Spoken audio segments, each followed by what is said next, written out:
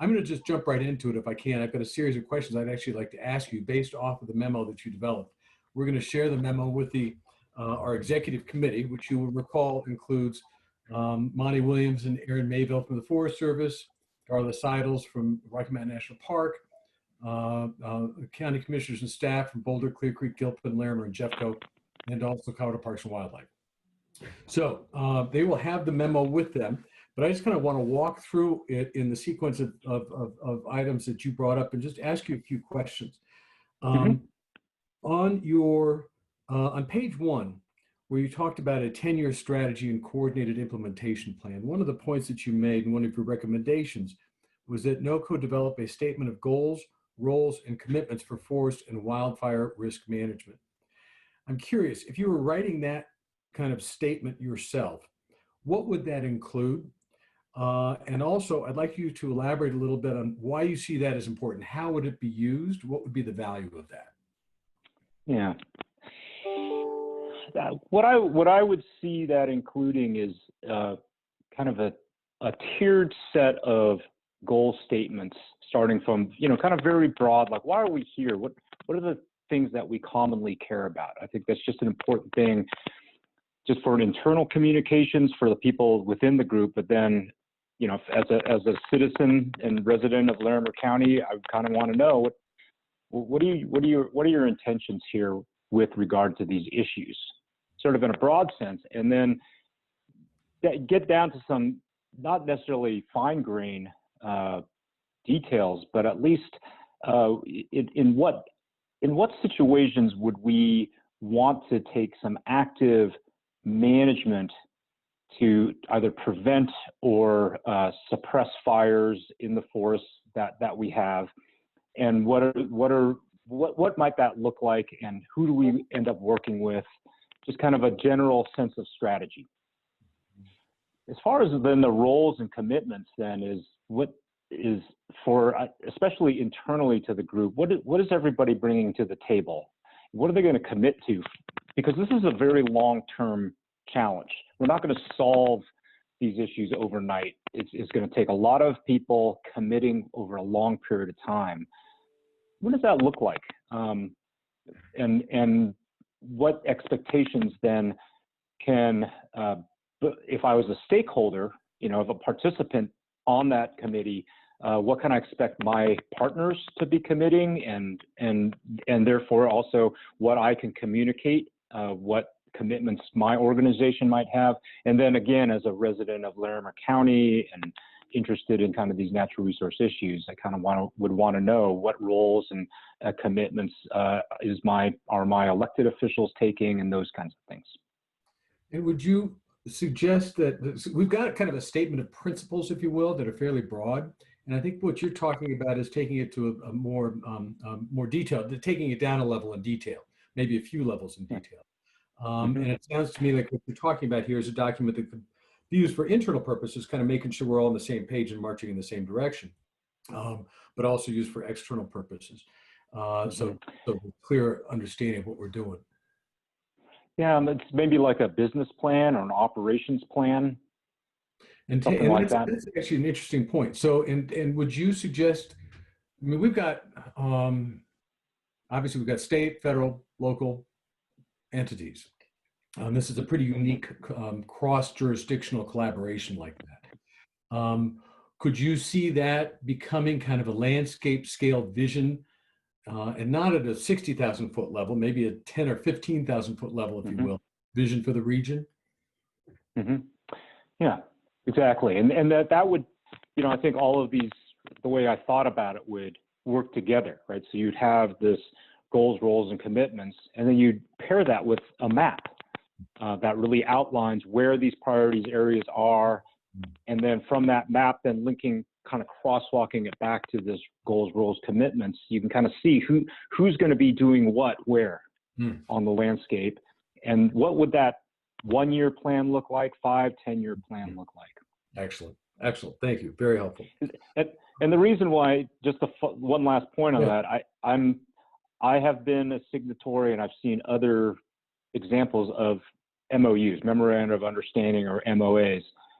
And as soon as they're signed, they just sit on a shelf, and they don't really carry any teeth or any sense of commitment. And so I think this notion of commitment is the sense that we're obligating certain capacities and resources that we're sharing as a pool to work on this issue. So it goes one step further than an MOU.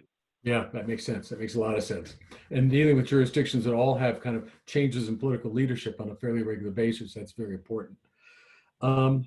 Let me also, under that kind of 10-year strategy and coordinated implementation plan, another one of your recommendations is that we develop and implement a communications and engagement strategy for both NoCo and constituents and stakeholders. How is that different than what you just talked about? And can you elaborate on how that would be used, why that's important, if you've got anything to add beyond what you already said about getting the public kind of informative?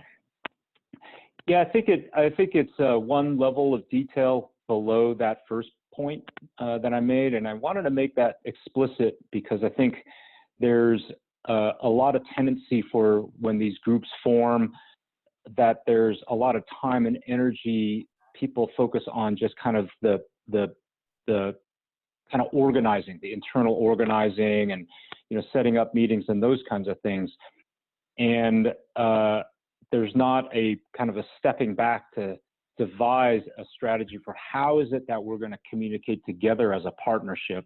How often are the meetings? How are they going to proceed? Who's going to set the agenda?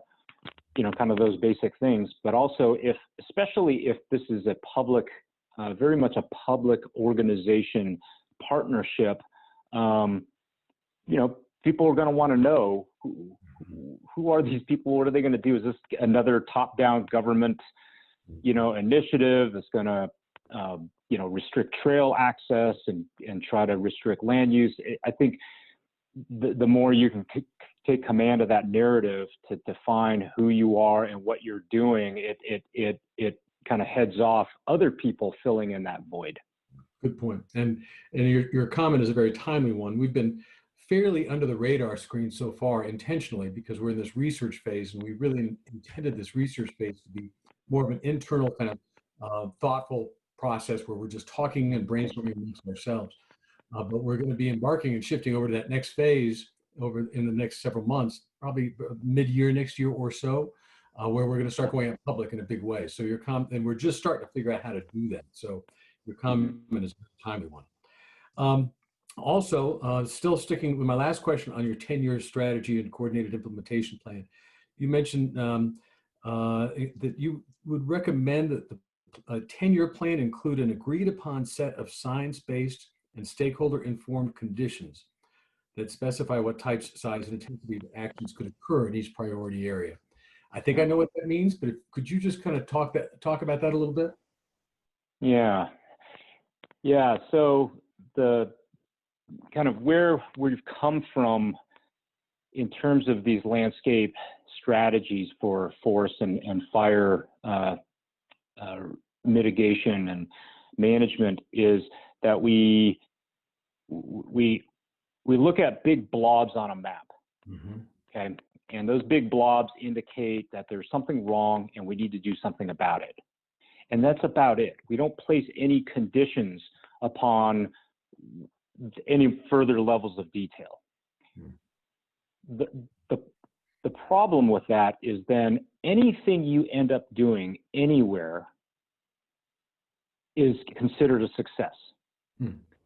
So what you've done is you've cast the net and you've opened this very broad set of conditions for anything you do is successful, whether it really is or not. And I think what I've learned, especially looking at some of the recent fires, where a lot of people spent a lot of money taking fire mitigation actions, whether it's defensible space around their home or trying to do more fuels reduction treatments at a larger geographic scale to try to affect fire behavior, none of that worked. The fires just burned right through them, burned homes down, and as a result, people lost faith in the experts. They didn't understand and we're educated about what conditions are applied to these actions that allows them to be effective or to be not to be effective. And I kind of talk a little bit more about that in detail, I think in the third or fourth point. Mm-hmm. So it's, I guess the kind of underlying theme, cross-cutting theme across most of these bullet points is really, I think we've learned a lot over the last 20 years of trying to do this at larger and larger scales, is about really setting and managing expectations. And what those conditions I'm referring to is what are the expectations? What do we as a partnership group and what can the public expect as a set of conditions under which these actions are going to be effective? I want to drill down on that just a tad more. So what would a message to the public be that kind of manages those expectations and gets them to understand those underlying conditions? What would be an example? Yeah. One example is that when we enact some kind of preventative mitigation activities to reduce fire risk, there's any number of these activities. We can go out and reduce vegetation and density. We can modify home structures, those kinds of things. We can develop strategies for road closures, all of those things in advance. We can try to do that in preparation. The allegory that I refer to when it comes to forest health and fire is very similar to like earthquake preparedness, right? So we have engineering standards, conditions up to which buildings, bridges, infrastructure is able to withstand a certain Richter scale of earthquake. Beyond those conditions, we are at the whim of nature. Got it. Got it. Okay. Very helpful. Thank you. Okay. On the second page of your memo, you talk about baseline considerations, and you list several of them. And I think a very important point you make in there is that the steps that could be taken to enhance forest health, while they're clearly based on science, are actually largely a function of social values. Can you talk about the competing social values that affect forest health management decisions and share any thoughts with us about approaches that can be taken to overcome competing social values so we can get to a point of action? Yeah. Well, the first one's easy. The second one's a little more challenging. So one example is that the conditions of a lot of our forests are at risk of fire and insect outbreaks and just large-scale forest loss and forest mortality. The ways in which we can mitigate that loss, and there's plenty of scientific evidence to suggest this, is by going in and removing and thinning out trees, reducing density, and those kinds of things. And we could do that to a very high intensity where we're going to drive fire hazard and fire risk to a very low level. And what that's going to look like is going to look like clear cuts. And so that will then start, having, conflicts over view sheds and people's sense of place and people's normative values of what a forest should look like. Mm-hmm. And there's almost a paradox that is very challenging to overcome in this field, which is in order to save the forest, we have to cut trees down. And that's a really hard, cognitive thing to overcome, as well as kind of a core set of values. And so we see that in a lot of different places. But some of the ways in which I've seen progress being made to kind of help at least mitigate that conflict is engaging in what I would just call citizen science. Mm-hmm. Really engaging the broadest range of interested and effective citizens, stakeholders, residents in a phased exercise for them to go out into the forest, collect information for themselves about what the forest conditions are, how did it get to be that point, and what might the risks be if nothing is done. And we've been able to do that successfully in a couple of different cases here in Colorado, where you take a lot of time in the beginning to set the stage, and it's not educated. It's not me going out and giving lectures and PowerPoints or anybody else doing that. It's literally engaging them in this co-learning process. And it's a very different pedagogical orientation and a very different almost a philosophical approach about who is an expert and who gets to make these kinds of decisions. And so what it is, it's an investment in terms of the upfront kind of social learning, social capital development versus the back end. If you didn't do that, then you're going to spend resources and time on the back end trying to defend what you're trying to propose. Mm-hmm. You said you've seen that used successfully, that approach used successfully in a couple places in Colorado. Can you talk about, give us an example of one, anywhere where we can dig a little deeper? Yeah, so my organization, the Colorado Forest Restoration Institute, was engaged in a project starting in about 2007 in western Colorado. It's an area called the Uncompahgre Plateau.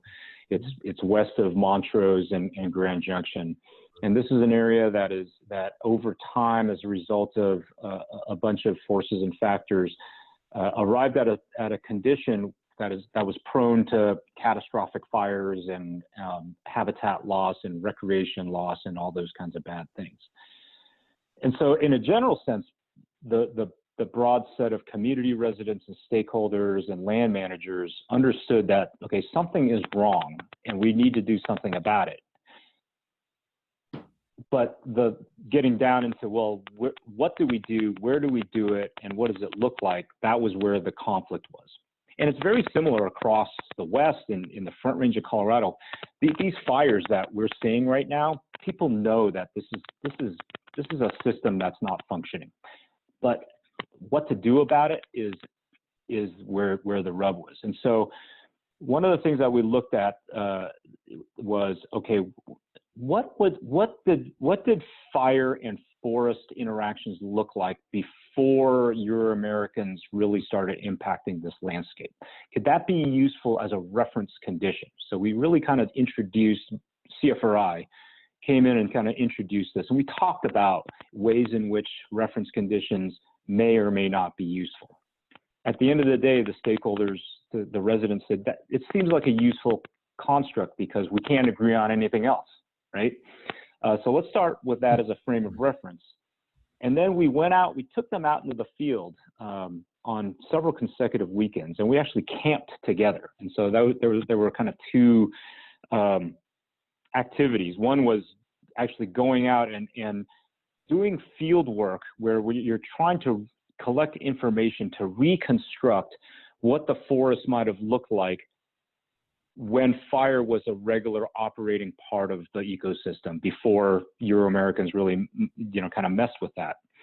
The second was just spending time together, right? Kind of breaking down the walls of labels and identities and all that kind of stuff, and just getting to know each other as people, and then having that be organized around being out in the woods, which there's something very elemental and kind of organic about that.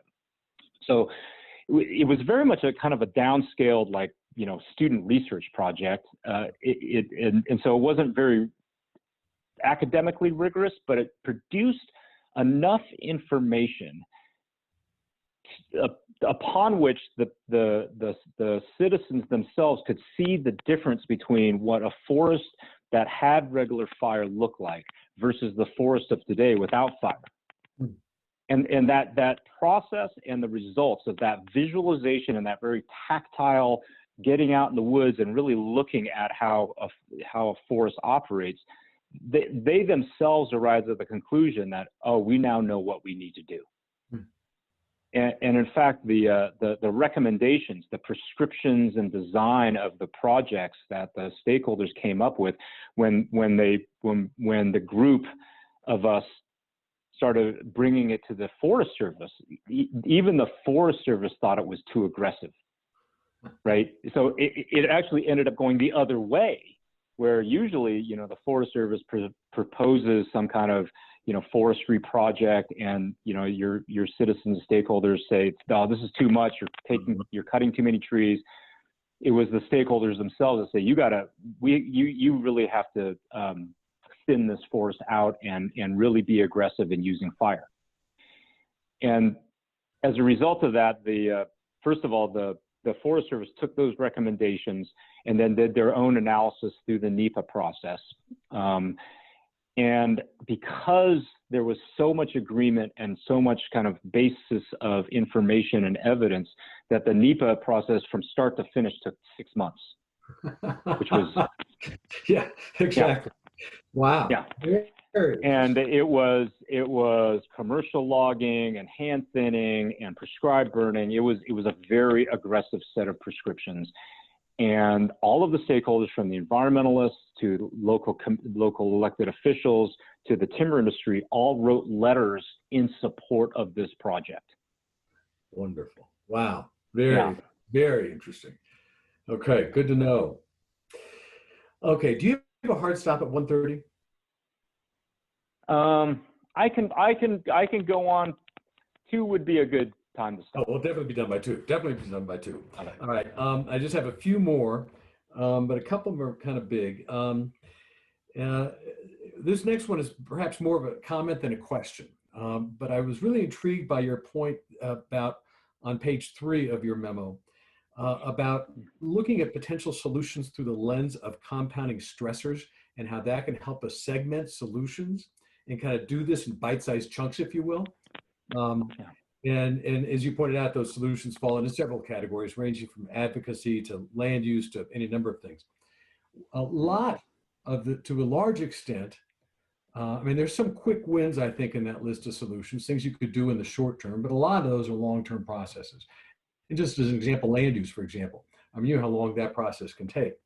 So what that tells me is that with a group like ours, we don't want to be, I mean, we plan to stay in existence for quite some time to kind of monitor the plans. We're taking an adaptive management approach to the plans we develop, so we're constantly monitoring and adapting. But we're not going to be meeting it monthly or twice a month like we are now for the next indefinite future.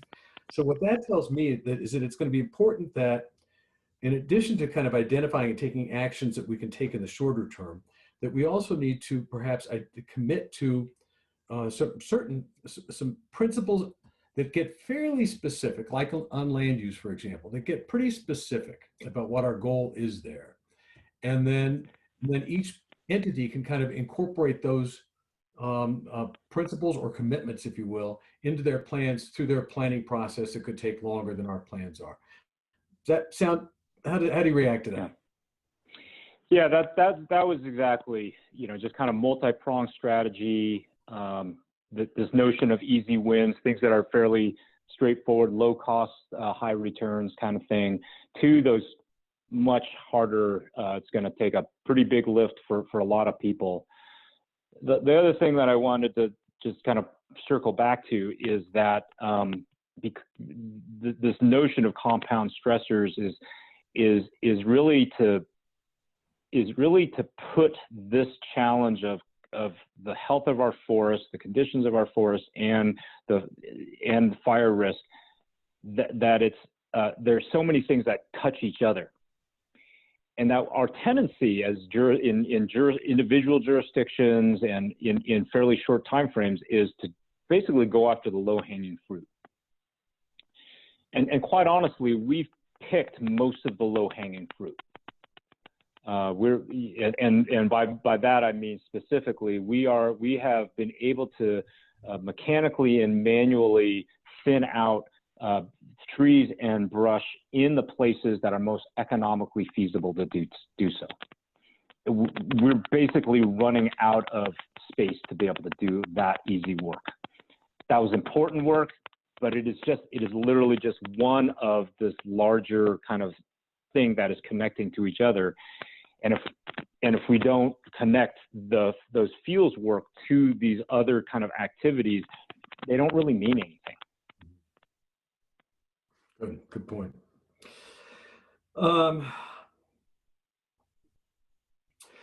On page 4, you talk about compiling wildfire risk assessments, and you emphasize the importance of prioritizing areas through conducting a risk assessment. And I think that strikes me as a very important point, this whole concept of prioritization. And I think we benefit from just hearing more of your thoughts on that. Yeah. So just in the very nuts and bolts, a risk assessment basically combines a variety of very technical kind of geospatial modeling tools into a mapping format that basically identifies where on your landscape is at the highest risk of a bad fire. And we can map and model that, and we can do different scenarios and all that, but basically that's what you get. There are a variety of organizations using different types of models, but at the end of the day, they basically are based on the same mathematical formulas, and they generally all kind of come up with the same thing. And what that does is then it gives you an idea, where you're most likely to experience really bad fires on the bad fire days.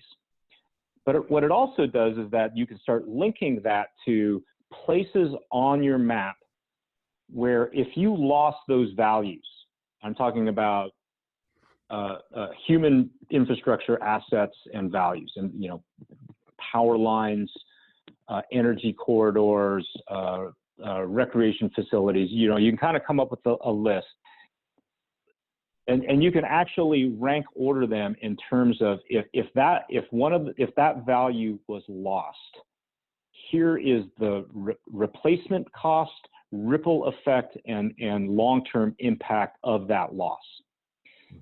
So we know that an event like a big wildfire is going to cause a lot of losses. But not all losses are equal, right? Some can be replaced fairly quickly, right? We can put up distribution lines within a couple of days. We're seeing that right now, right? Poudre Valley Electric Authority is already replacing power lines. So it's a loss, but we can kind of bounce back from that. Some of those losses, they are going to be really hard to take, and so you could start rank ordering which of those losses are going to exact the highest cost over time. And that's where you start concentrating where you can do some mitigation treatments that's going to have the biggest effect. And so the concept that we use in risk assessment and analysis is net value change, right? And so again, not all losses are equal, right? And so the net value of that change depends on how quickly you can replace and recover from those losses. Wow. The more costly and the longer it takes to recover from that loss, the more the higher it ranks on a priority in a risk assessment. Wow, a lot to think about there. A lot to think about. This is so helpful. Let me ask you this question. We've had several conversations with subject matter experts on forest health recently, and you're going to know this better than I do. I'm not educated on this, but this notion of just what are you trying to do with the forest? Are you trying to kind of keep the status quo and return it to the status quo? Has climate evolved so much that you kind of have to accept that we're never going to, we're never going to get back to where we were, and we have to kind of adapt and plan for 20, 30 years from now and those conditions on the land there? Can you talk about that a little bit? Yeah. Yeah, there's kind of an emerging concept that more and more people, I think, are accepting and using. And it really comes down to kind of a three-tier way about thinking about kind of disturbance and change in the era of climate. One is what you first talked about. One is called resistance. Okay, so can we set up a forest to be able to resist change as best as possible. So we know that fires and insects and all these things are going to impact, but we want to be able for the forest to resist as much as possible those stressors. And so there's a variety of, kind of ways we can design and execute projects to keep a forest basically the way it is. Okay, so that's sort of what, and it usually takes, and each of these options takes different kind of energy inputs in terms of money, people, those social license, those kinds of things. The second is resilience, which is that, okay, we're accepting that, again, all of these assume that we're going to have some kind of stressor, some kind of disturbance, some kind of change. But resilience is that we don't necessarily, we just want the forest to come back in some kind of tree cover. Whether it's the same species that looks like kind of the same composition and all that, we don't really care, because we know that climate is eventually going to be the thing that pushes things. And so we're trying to maybe help facilitate some species composition changes, maybe by introducing new, from the higher elevation, taking maybe lower elevation species and maybe replanting a burned area. And that has a lot of overlap with the third strategy, which is basically sort of transformation or transition, right? We're basically going to say, especially here on the Front Range, where you go from low elevation to high elevation, there's increasing amount of research that's showing that the kinds of fires that we're having, especially kind of in that, let's say 6,000 feet to about 8,000 feet, kind of this lower elevation, trees just aren't coming back. The climate, the seed availability, all these kind of physical and biological factors are such that no matter what we do, nothing's coming back. And so let's just facilitate the transition of kind of ponderosa pine in the lower elevation. At some point, they're going to burn, and we're going to be living in kind of a grass savanna. And let's not even worry about it. Let's facilitate that transition, and we're just going to have to get used to it. Wow. Yeah. So imagine Evergreen, Colorado. Yeah, was exactly. a grass savanna about 500 years ago. After another 100 years worth of fire and all that, it's going to be a grass savanna. So people that lived in Evergreen, Colorado, it's going to be evergreen with grass, but not with trees. Wow. As an example, I'm making an extreme example, but Right. that's what that third strategy of transition kind of looks like. I'll leave that to people far smarter than me to determine which level they want to be at. But that is definitely food for thought. Jonathan had a few questions. And Jonathan, I'm happy to ask these, or you're more than welcome to go ahead and ask them yourself. And Tony, I know we're getting short on time here. But let me at least start with some of these. What kind of data collection and analysis does it take to know enough of what's happening in our region to take confident action? Yeah. I'm going to say a bold statement and say that we have enough data. We have everything we need. It's just a matter of knowing where they are, pulling them all together, and just kind of organizing the data in a way that we can start asking questions of it. So yeah, that there is no shortage of data at this point. Okay, good to know. It's the opposite, yeah. Jonathan, are you there? I know he's there, but do you yes, absolutely. I'm looking at your questions, and I think he's touched on some of these already. So I'm wondering, do you want to look at what you got here and see if there's anything that jumps out at you that he hasn't answered or addressed yet that you'd like to ask? And for that matter, while you're doing that, Julie and Alex, if you've got any last minute questions, I actually do have one that I think touched on in a number of places, but I'd be interested to hear it encapsulated in a different way. You mentioned forest health and try to define around it and through it, and mentioned that sometimes it is misused or misconceived. And I just wondered, how have you seen the term forest health misused?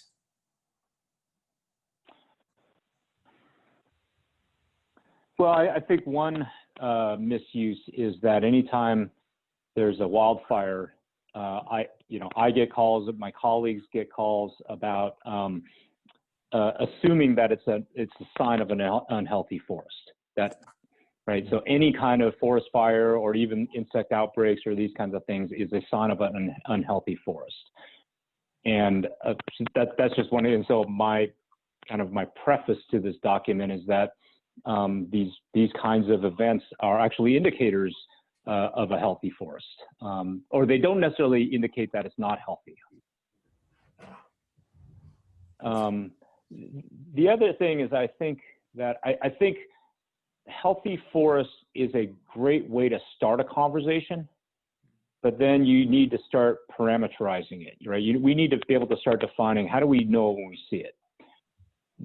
One temptation is to make a connection between forest health and human health, right? So we have like indicators like blood pressure and blood glucose and all those kinds of things that are indicators of human health. But we don't ask is then healthy for what? Okay, I can be perfectly healthy sitting around and watching football 7 days a week with and those indicators of health for that purpose and function is one thing versus indicators of health that would require me to run a marathon. And so healthy for what and for whom is another way for us to think about and have a conversation about forest health. So healthy for what? Well, we want a forest to be healthy for a whole variety of values, right? For recreation, for water, for clean air, and all those kinds of things. So we can sort of define what it is that we want from a healthy forest, but it's really hard for us to define then what that actually looks like out on the landscape, like actually measuring it. So what I prefer to then introduce to people that are working in this space is we can define what we want in terms of those goods and services from a forest, but we can also define then what is it that we don't want the forest to look like that would deprive us of all those goods and services. So we don't want a forest that burns with high severity with complete loss of trees, right? That 100% example that I talked about. We don't want a forest that is not regenerating, right? Is failing to produce seeds and having that kind of stuff. We don't want forests to have non-native invasive plant species that are going to alter, the fundamental biology of that. In many ways, it's kind of like I have two kids, I have two teenagers, and I might want a lot of things for them, but at the end of the day, the things that I can actually control is what I don't want them. These are the sideboards. I don't want you to go down paths of like self-abuse and other abuse and criminal activity. At the end of the day, anything between those parameters, I'm going to have to be okay with because I can't control anything else. And so I think what forest health can trip us into is an illusion that we can control the health of the forest as humans. And I think there's a fundamental hubris to it. And I think it then places false expectations among the public about what we can actually do about things like forest fires and all these kinds of things, which at the end, like I said at the beginning, there's conditions up to which we have control, beyond which, nature bats last. But for now, what I want to do is pick up where Tony was taking us in terms of what regional groups can do and how they might think about the issues that face them and how to prioritize. And I want to turn it over to Angela at DNR, who's here to share with us information about the various and fairly high number of regional collaboratives that exist in Colorado working on forest health issues. So Angela's going to give us a kind of quick tour, an overview of the collaboratives, and then have a chance to converse with her a little bit more about what those collaboratives are doing and what we can learn from them as well. So welcome, Angela. Thanks so much, Julie. I'm going to go ahead and share my screen. I have a few slides for you guys. Hello, everybody. As Julie said, my name is Angela Bogue, and I'm a policy advisor with DNR. And I may know some of you, but I've only been in this position for 9 months. Well, I guess almost, it'll be a year in November. So, you know, I'm sort of getting my sea legs finally, I think. But as you may have seen in my bio, I, in a previous life, was in academia. I did my PhD studying climate change impacts on forests and the adaptive management techniques that private forest owners can potentially implement. And that work was in Eastern Oregon. So not in Colorado, but in an ecosystem that's quite similar to the Front Range. So, you know, there's a lot of lessons learned from that work. Yeah, so thanks so much. Can folks see my slides okay? Just a thumbs up would be great. Perfect.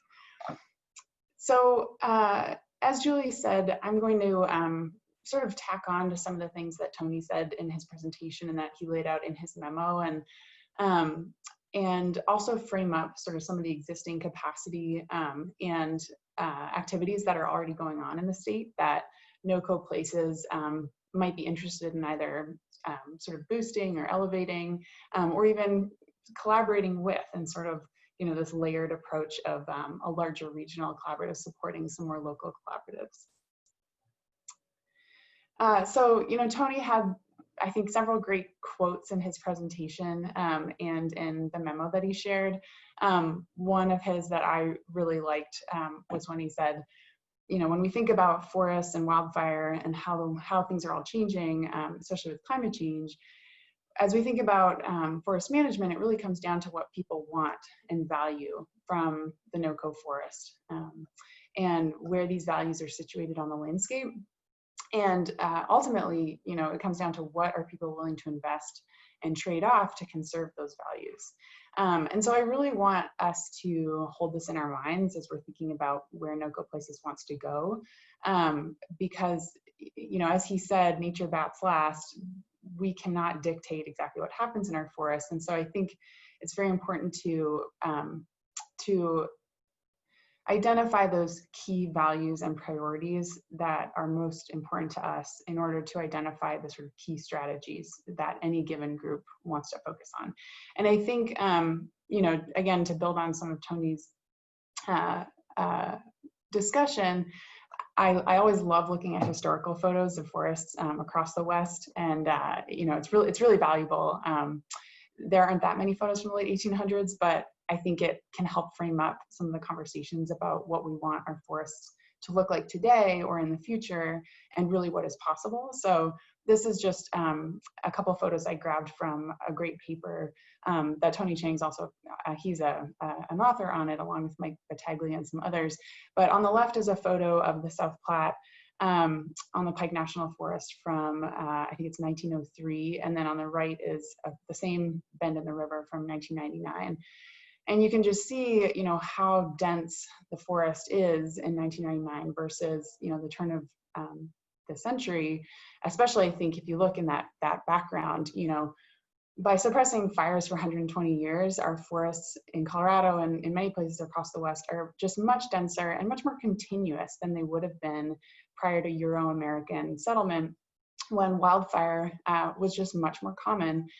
Fires burned much more frequently, and at least in lower elevation forests, led to much more of a mosaic of forests than we have now, as opposed to sort of this continuous, much more dense forest. So, you know, I think looking at these photos, it's no surprise why we have the wildfire challenges and the insect and disease challenges that we have now. And then, of course, climate change is just an accelerant on all of this.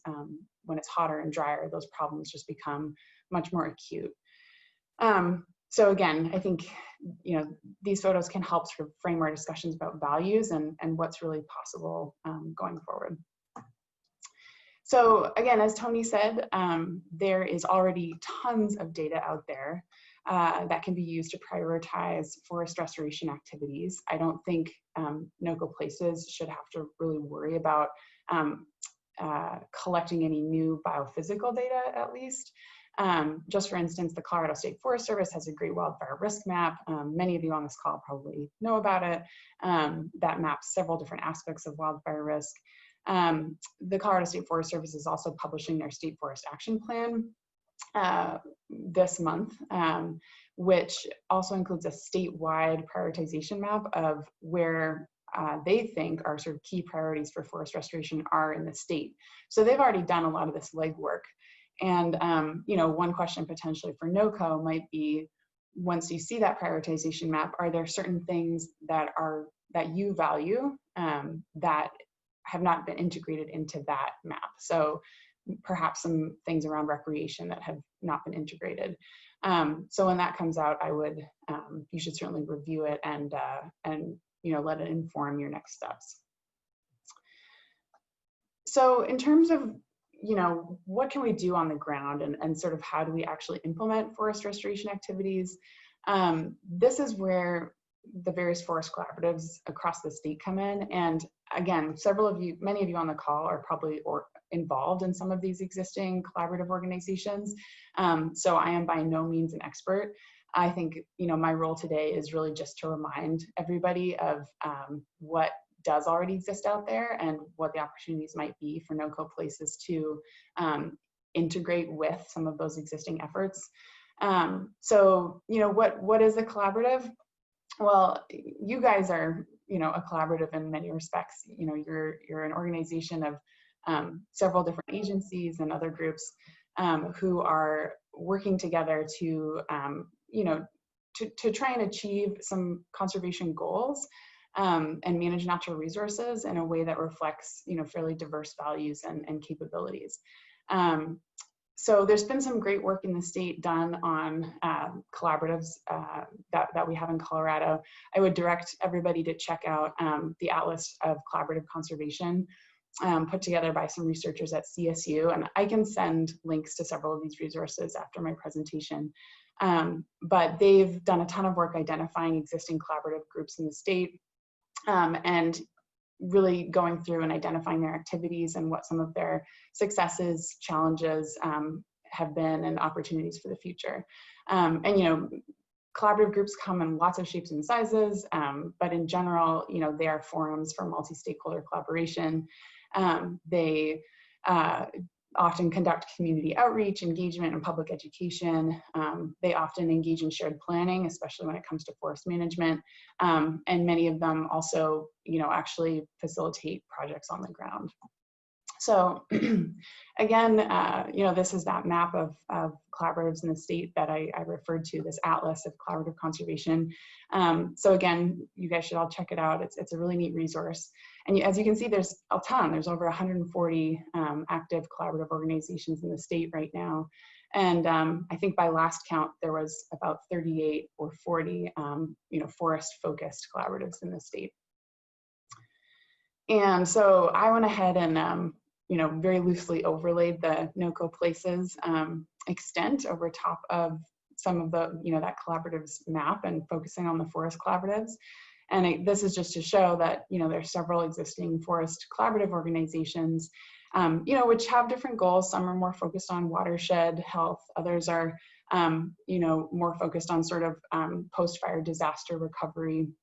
But there's quite a lot of activity already going on in the NoCoPLACES region. And so just to summarize a couple of those activities, which again, some of you on this call, I'm sure are engaged with and know much more about than I do. So feel free to add anything at the end when we get to Q&A. But you know, in the northern part of the NoCoPLACES area, for example, is the Northern Colorado Fireshed Collaborative, which is you know, a collaborative group of several agencies, you know, the National Forest, as well as state agencies, some more local organizations as well, including the Coalition for the Poudre River Watershed. And they went through a planning process together a couple years ago, where they looked at this area of the Northern Front Range and said, where are our priority project areas for forest restoration? And this is an example of bringing together sort of multiple agencies in order to identify project priorities that cross boundaries, because as Tony described, nature doesn't care about many of the sort of arbitrary ways that we manage resources, right? Wildfires don't care about property boundaries. They're going to burn across them. And so when you're planning forest restoration activities, it's really important to plan collaboratively and ideally plan projects that do cross boundaries, so that they can be more effective at mitigating, the risk to specific values that you're interested in. And so, this planning effort, again, identified some of those priority cross-boundary project areas for either, thinning or prescribed burning in some cases. And by, bringing in a local watershed collaborative, the Poudre River, the Coalition for the Poudre River Watershed, they also sort of ensured that watershed protection priorities were reflected in this process. So again, if there's folks on the call who are actually directly engaged in this, unlike me, feel free to chime in with sort of an update on how this effort is going. Another one I just want to outline real quick is the Upper South Platte Partnership. So, this is sort of in the southern section of the NoCoPLACES area. The Upper South Platte Partnership and projects within it have been going on for a long time, almost 2 decades. And really, again, this effort is a collaborative effort focusing on, protecting these key watersheds from high severity fire and the impacts that it would have on communities in the area, but also, a watershed that provides water for millions of people in the Front Range. And so the Upper South Platte Partnership, again, has been in existence for a long time. They recently, this past year, were highlighted as one of the sort of second tier projects out of 3 projects from across the state to be part of what's called the Rocky Mountain Restoration Initiative. This is a sort of federal project that was initiated by the Forest Service and the National Wild Turkey Federation to really identify some large landscapes to collaboratively invest resources in, to really try to get them to the point where they are ready for a catastrophic wildfire. And again, a landscape can never be really ready, but the idea was to try and pool as many resources as possible to sort of get them to some stage where risk is significantly reduced within 10 years. And the Upper South Platte Partnership ended up being sort of a second tier project to receive support from many partners. And I'm happy to speak more about RMRI and sort of where it's at in the Q&A, but it's still a fairly nascent effort. It was really just initiated in the past year. So, to start to wrap up, there's a lot of forest collaboratives in the NoCoPLACES region who have already invested a lot of time and effort in prioritizing their forest restoration activities. And, they're all sort of looking for funding all the time to support the thinning and prescribed burning work that's necessary to try and restore some of these landscapes. But, all of them face the same challenges. Forest restoration is very expensive, as Tony pointed out.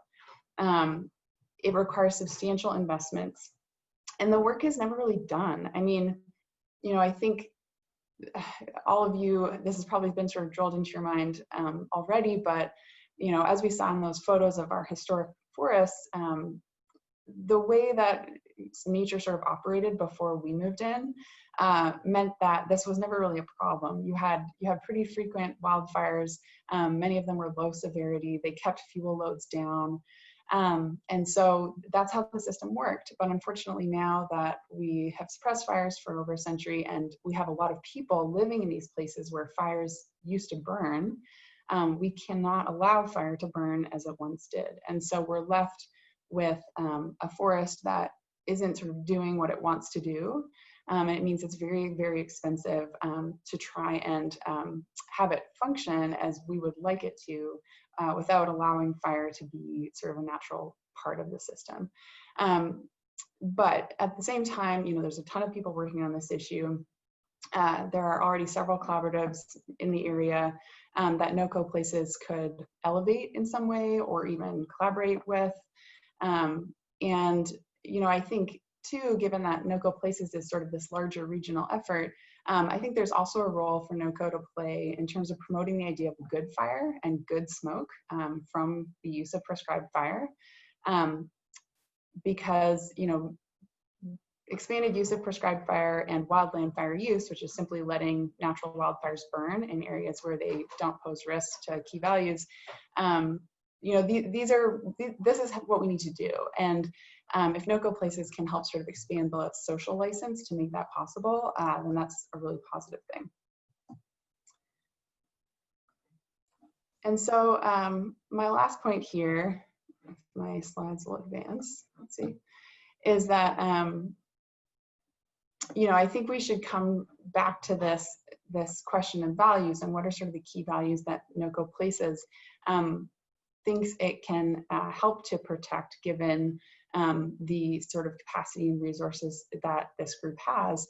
And so, in his memo, Tony laid out, well, one strategy could be for you to develop sort of an implementation strategy for forest climate change and wildfire in the region.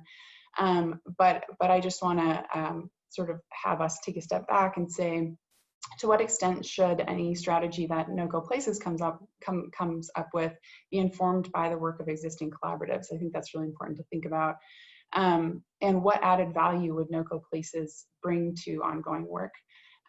Specifically, could NoCoPLACES potentially support finding some funding solutions to this extremely expensive work?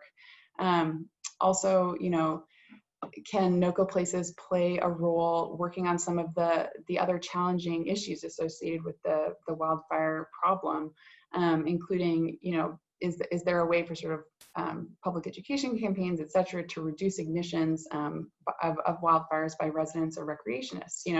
The vast majority of wildfires in the West are started by people rather than lightning.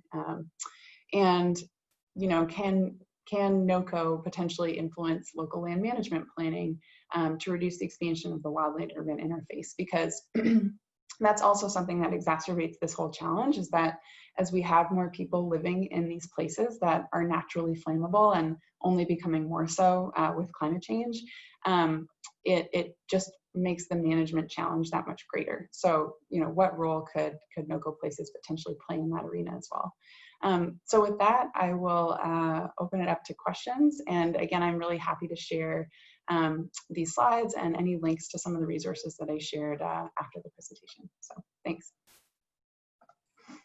Great. Thanks so much, Angela. It's a lot to cover in a quick presentation. I really appreciate you kind of setting the stage, or helping us understand the stage, I guess, of that all these different collaboratives are playing on and how they're working.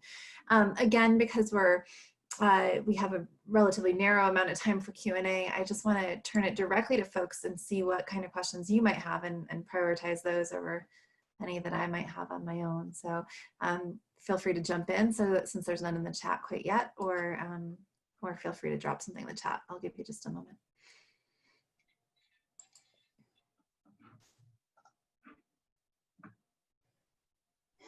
Okay, Angela, I guess I would put it back to you on the questions you were asking on your last slide. To what extent, should we be just, being a value add to other collaboratives versus, is there a need for some other kind of thinking? Is there a gap, right? I'm curious, based on what you know about the NoCo region, how you would answer that question.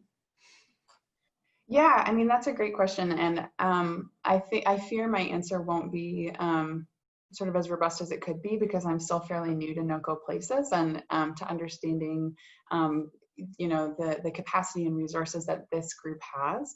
And I think over time, I can hopefully get a better sense of that and be able to answer this question better. But I suppose what I would say is that, a lot of what goes into planning forest restoration work is quite technical in some ways. So, it requires a lot of geospatial analysis to sort of identify those places where we know that restoration could potentially be beneficial in terms of mitigating wildfire risk.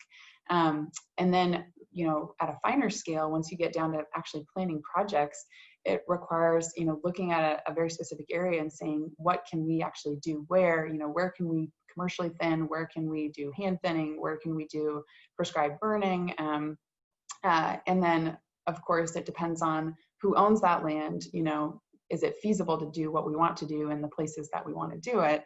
Is there funding to do this work? So you get into the nitty-gritty pretty quickly. And my feeling is that the sort of more place-based, smaller scale collaboratives are somewhat better situated to do that finer scale planning work when it comes to actual project implementation than perhaps NoCoPLACES might be, because it covers such a large area. But at the same time, you know, given that NoCoPLACES does cover a very large area, NoCoPLACES, I think, could serve several beneficial roles, a couple of which I outlined. You know, there is a big one around social license. I do think that's actually becoming less and less of a problem over time as the public begins to understand that our forests need fire, and that prescribed fire especially is a huge value. That's still not true everywhere. But, you know, I think Jennifer Balch, who's a professor at CU, I like the way she says it, you know, the public needs to sort of choose how they want their fire and their smoke. You know, they can have smaller, less severe prescribed fires that have smoke, but perhaps for a shorter amount of time, or you can end up with fires like the Cameron Peak fire, you know, where you're inundated with severe smoke for quite a long period of time. So it's sort of this normalization of bringing fire back to the landscape that perhaps NoCoPLACES could play a role in helping to just even further normalize that idea across the area.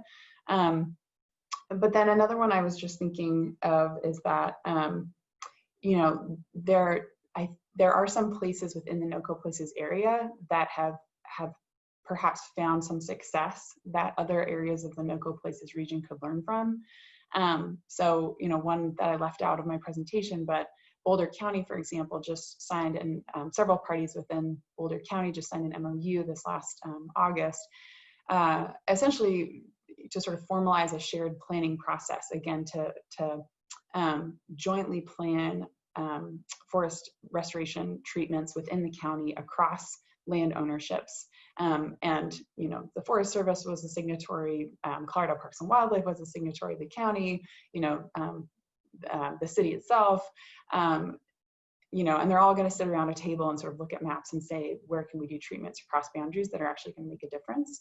So that's the type of agreement that perhaps other areas of NoCoPLACES could learn from, and perhaps NoCoPLACES could sort of create a learning network, you know, a smaller sort of regional learning network to spread that knowledge. So that's another thought. And then on the funding piece, and I know this is everybody's problem for every natural resource management issue, right? There's never enough money to do any of it.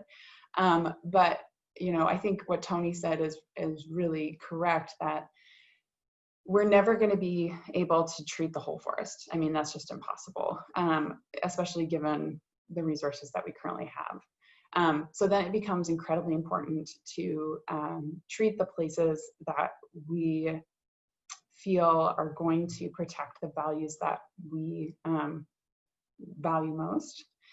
But we don't have enough resources to even do that, is what it comes down to. So if there are opportunities for the parties who are involved in NoCo to advance conversations about more sustainable funding solutions, that could be really valuable as well, whether that is, you know, and again, Tabor makes all of this very difficult, but whether there is some additional fee or tax associated with recreation that could fund forest restoration, you know, or tourism, you know, some way to generate funding from tourists that would then help support, you know, our forest health efforts.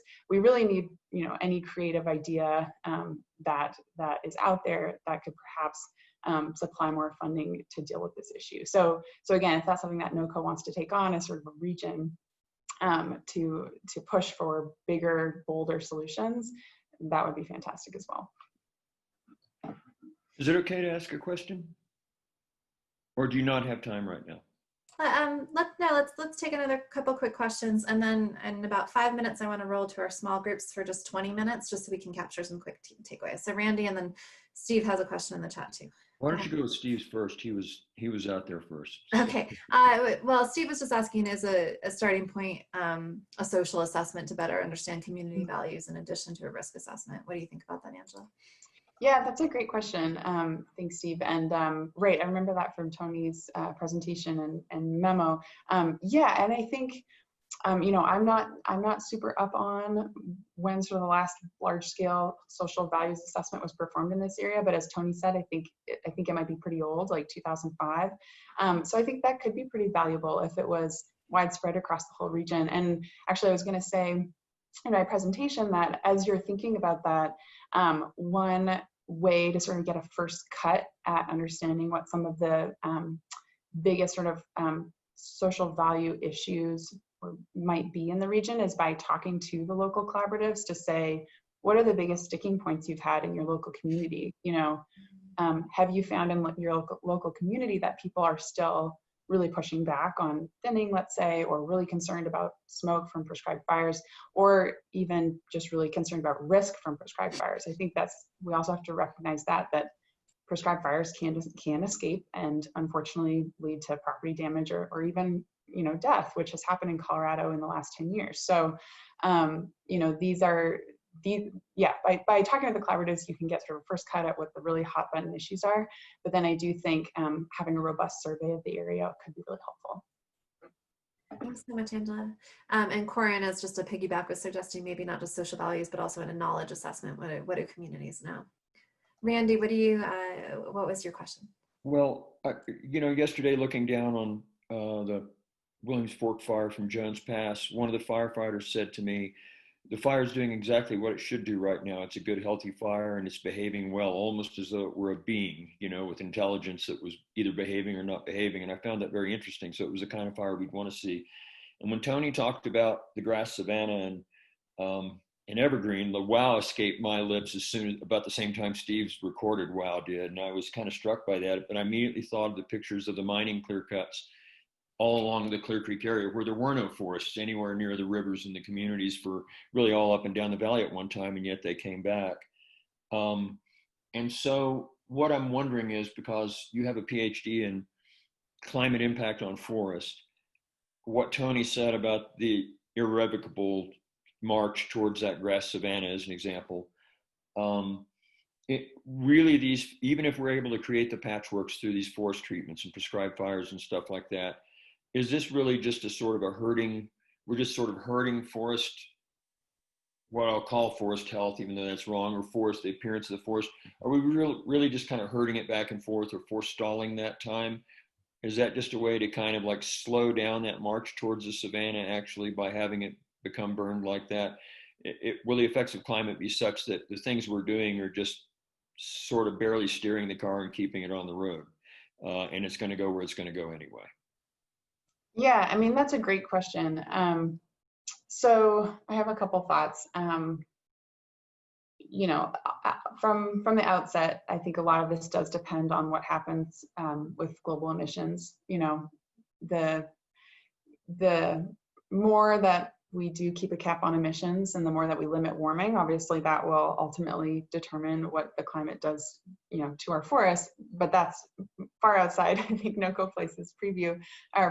But what I think the way to think about it is that as I showed in that picture from the South Platte, and again, you know, that's a good point about the mining clear cuts.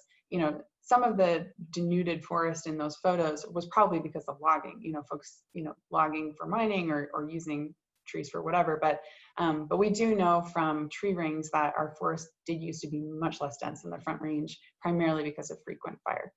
So I think there's sort of two tiers to this. The first tier is that we know that our forests will function in a much more sort of healthy way, quote unquote, if they have structures that are more similar to what they did before we suppressed fires for 100 years, which looks more like the photo I showed. and climate change is more rapidly contributing to that transformation back to sort of what that used to look like. But then you're right in that with the rate of warming, climate change is likely going to push our forests past what they were in the 1800s and turn them into sort of more grass savanna at some of the lower elevations, for example. But that's still going to take a long time. You know, it's still going to take, potentially, unless we have, you know, the Cameron Peak fire all across the Front Range over the next 10 years, which I'm not saying is impossible, but I don't think it's likely.